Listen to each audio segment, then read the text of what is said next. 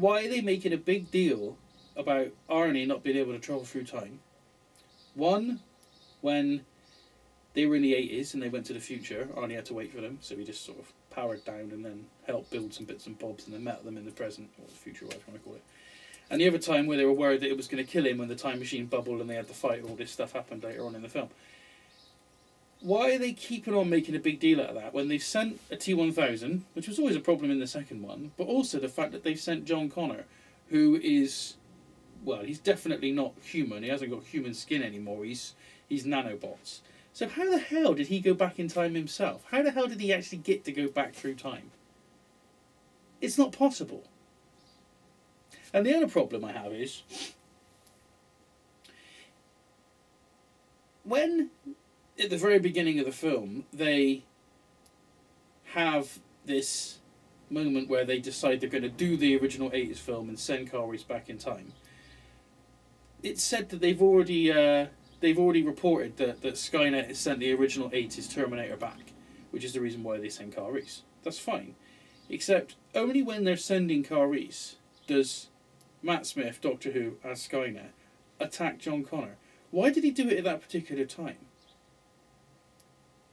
The only way I can see that is because he had to have the events of the original 80s Terminator going back in time and Kyle Reese going back in time in order for them to meet up, for there to be a MacGuffin, I guess, in order for John Connor to exist in the first place. So he's completing the paradox so that John Connor has a dad to shag his mum and be born in the first place, which is fine, I guess.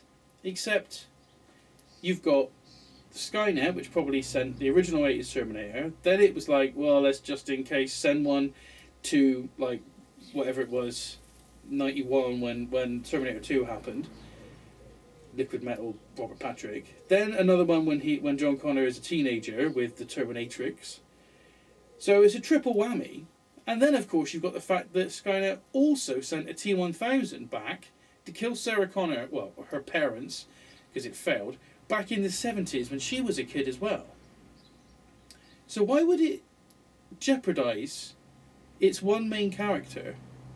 Why would it put in danger its one main character by doing all of these Terminators being sent all through this period of time to either kill John Connor himself or kill his mum so that he couldn't be born, if it turns out that he had to send Kyle Reese back and the original 80s Terminator just so that he would be born?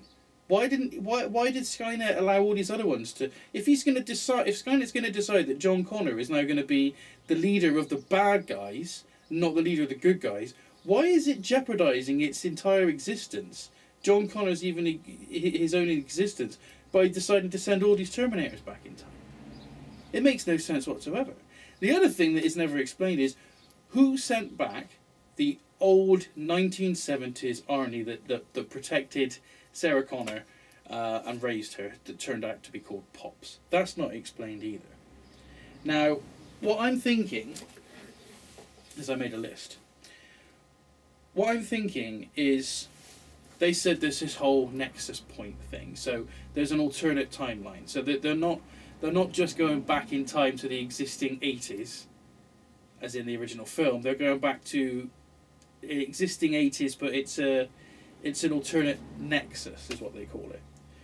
Which I get. They're basically saying, instead of you changing the past, you're going to an alternate dimension. We've seen it in Back to the Future. It's an alternate timeline. That's fine. Except that's flawed as well, because if the event of Skynet attacking John Connor while Kyle Reese is going back in time was the tangent, the skew, that John Connor getting attacked makes Kyle Reese's past in the 80s a different one, then they're hitching a ride on another timeline. Then he's not seeing his own this brand new unique timeline. In actual fact, they're hitching a ride and seeing another timeline where there was this 70s Terminator that was there looking after Sarah Connor. So that's not explained how Skynet attacking John Connor has caused this 70s robot to be there, unless there's another explanation. Now, there's two parts to this. One is, why did they pick John Connor? Why did Skynet decide to put all the attention on itself by picking John Connor? It's stupid. It's a stupid thing just for the filmmakers to complete their continuity. If Skynet is watching Carl Reese go back in time in order to protect John Connor's mum from the other Terminators, why didn't he just say, forget it, just forget it, forget this John Connor thing. I'm here in this current future war situation. I'm undercover as one of the Resistance. This John Connor guy has just defeated us, except he hasn't because I'm Skynet personified. So actually, instead of me having to look after or make sure that this character that I'm going to pick on to be the nanobot bad guy that's going to go back in time and create all of this stuff, instead of me picking this person to be John Connor, why don't I just pick a random person? If I just picked a random one of the Resistance, he could have just killed everyone. John Connor's completed his purpose. He's as far as he's concerned, he turned off Skynet. That's as far as any Destiny gets to, is I did that bit, they sent a robot back in time. That's always what these films have been about.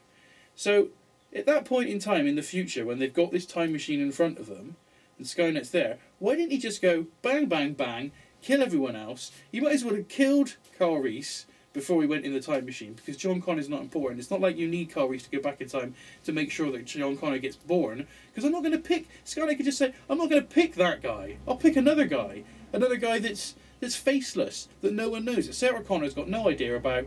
There's no 70s Terminator that's interested in this other person as part of the Resistance. Faceless person, possess them, send them back in time somehow, and then they can be the one that instigates this Genisys thing. So it's just a rehash, a new guise. The Genisys is going to find another way. Whenever I fail, I'll just use my time travel and I'll try a different tactic. But why does it always have to be John Connor? Why does it always have to relate to these Connors? You've shot yourself in the foot. You're stupid. So that doesn't make any sense whatsoever. Now, here's where I want to try and explain what the sequel should be, or could be.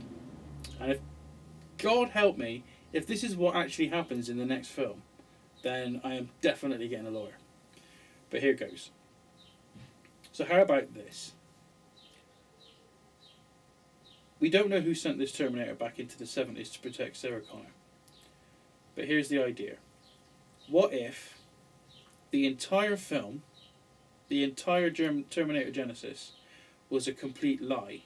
It was a big setup just for our only intimidating characters towards Skynet, to stop them, to just make them think that their job is over. What if the entire thing was played out just for them to believe that they've won? What if in the sequel it turns out that Skynet sent back all of these Terminators, it sent back the T-1000 to kill Sarah Connor's parents, it sent back the 80s one that failed, because John Connor was sending Carl Reese back. It sent the T-1000 and it failed. It sent the Terminatrix and it failed. And it did all of these, but it knew that they fail. And it also knew that it would fail if it sent back another one to protect Sarah Connor.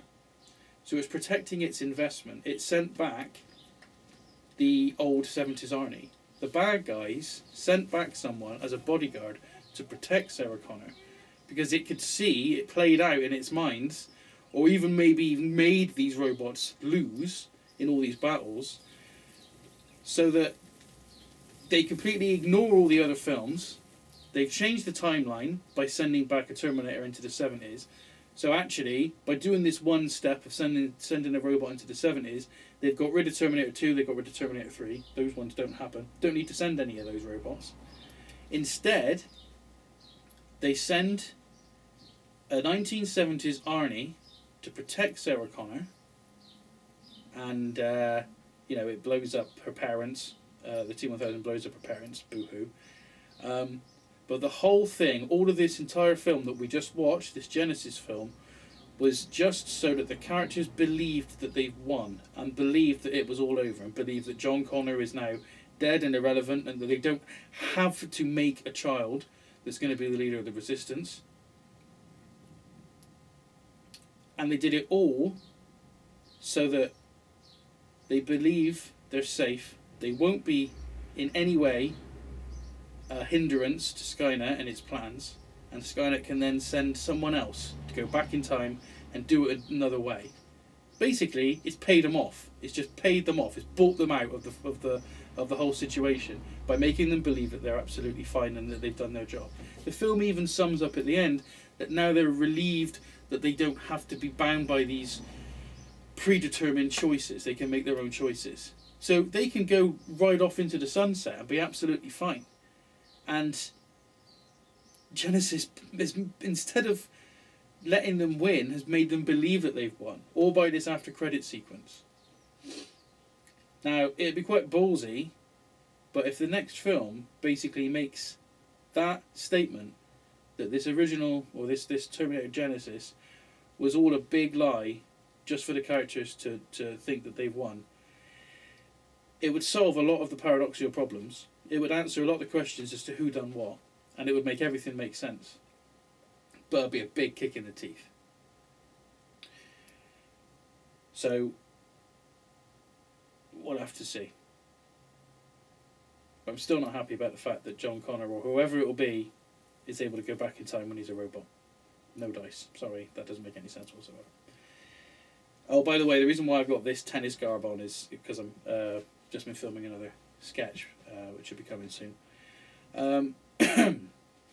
That's my rant. That's it, over. So leave some comments, and please let me know whether anything that I've said is stuck and made sense, or whether you've noticed other anomalies and problems. And also make sure you put some comments or something, or get in contact with me about the fact that this podcast thing that I did years ago is ekingly similar. But for now, thanks for watching. From the director of Charlie's Angels and Charlie's Angels Full Throttle comes a new vision in the Terminator legacy. Terminator Salvation 2 Tech Noir.